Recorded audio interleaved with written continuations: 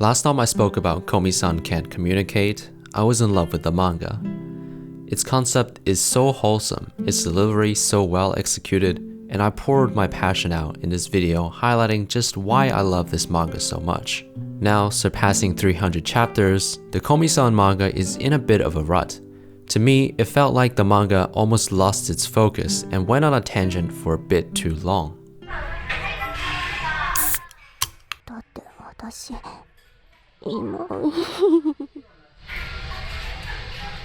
Okay, before I get too much into it, I want to make this clear. This video is mainly for people who have kept up with the manga and are up to date. If you just stumble upon this video without knowing the plot of the manga, I recommend you go and read it first. I don't want to rob people of the enjoyment of reading it for the first time. And if you need further persuasion on why Komi-san can't communicate is so good, go watch my Komi-san video. To clarify, the manga isn't ruined or anything. In fact, we still get chapters of the cast just messing around, doing goofy stuff, and if you're like me and have a side character that you really like, you will still be delighted to see them included in some panels being themselves. The art style is great, and I still really enjoy the manga as a whole. I don't want to come off as hating the manga all of a sudden, but I am addressing the overarching plotline that has been ongoing for close to 100 chapters. Most readers of the manga came for the development of Komi-san's communication disorder and root for her to overcome this and make more friends. Of course, most readers also enjoy seeing the side characters like Katai Makoto, Naruse and Ase's little romance thing, and the second goddess of the manga, Onemine Nene.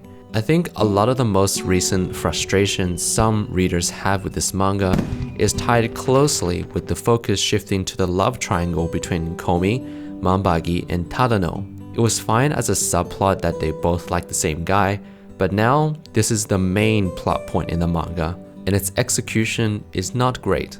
For those unaware, Manbagi more than 100 chapters ago made it super clear that she likes Tadano.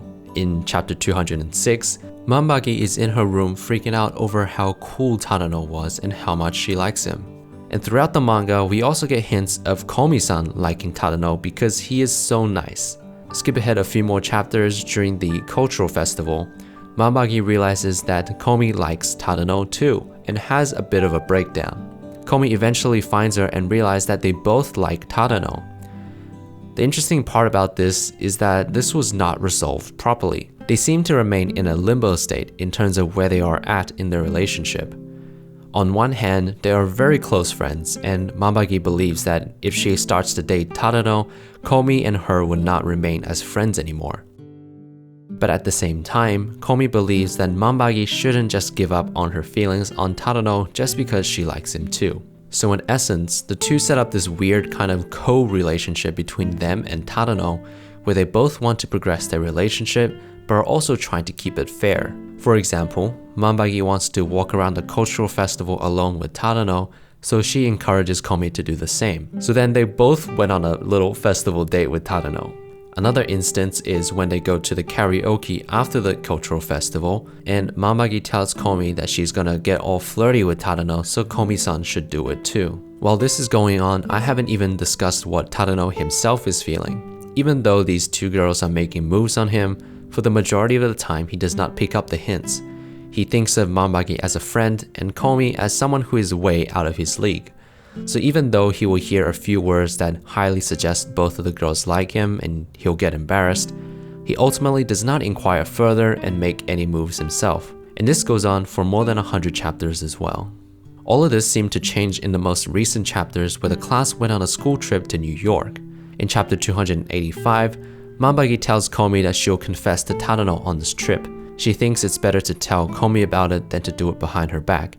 Komi tells her that although she does not like the idea of her confessing, she is not against it. But again, we need to take into consideration that of Komi's communication disorder, which meant that she might have hidden her true feelings and didn't want to tell Manbagi straight up. This is supported by the narration at the end of the chapter, which reads, "Communication disorder means it's hard to bluntly deny other people's feelings." Eventually, the gang organized them to meet at this church for Manbagi to confess to Tadano. Manbagi gathers up her courage but ultimately could not go through with them in fear of losing the relationship she currently has with Komi and Tadano. And then we skip ahead to Valentine's Day, where Mambagi tells Komi that she's going to confess to Tadano again. And like all the times before, she ends up not... Wait, what? She actually did it. She confessed her feelings. And it turns out Tadano accepts it and they're gonna start dating. But wait. Mambagi asks Tadano one more time if he's okay with this.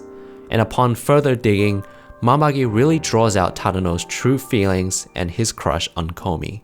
And then Tadano kind of rejects Mambagi. I say kind of because Mambagi is the one who encourages him to think about Komi and sends him to meet with Komi afterwards. So it seems like this plotline is going to come to a close soon. This Mambagi, Komi, and Tadano love triangle should resolve itself in a few more chapters. I believe the reason why some readers are feeling a bit of burnout with this manga is because of the will they, won't they that has been going on for too long. The way I see it, the author is in quite a difficult position because there are only a few outcomes that I anticipate. Let's start off with the least feasible, which would be that the status quo remains and the two girls will continue to chase after Tadano. The reason why I find this to be the least likely is that this plotline has been dragged on for way too long, and the readers are already starting to be tired of this.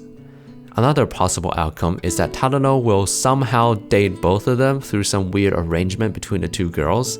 I mean, if Mambagi can be so straightforward with Komi about them both making moves on Tadano together, I'm sure they can work something out. And finally, what I think is most likely is that Tadano and Komi will start dating with Mambagi still retaining her feelings in some form.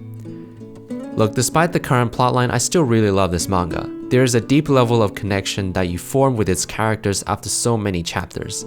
You get such a big payoff from seeing Rei again in America, and her being able to make friends in new places. Or in chapter 295 where, on the plane back, Komi doubts herself, and Mambagi helps her overcome this by taking her on a walk down the plane aisle and giving her and us the audience a look at the many new friends she made along the way. It gets you kinda emotional. And not to mention all the funny slice of life chapters like when Tadano forgot his lunch in chapter 210 and all the supporting cast sharing the lunch with him in their own way. So I hope all the best for the manga and I'm excited to see how this will be resolved.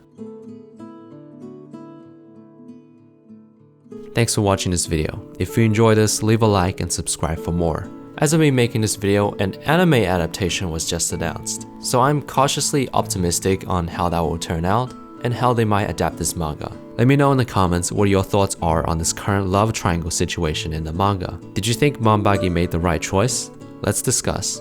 Follow me on Twitter to see what I'm doing, and I'll see you next time.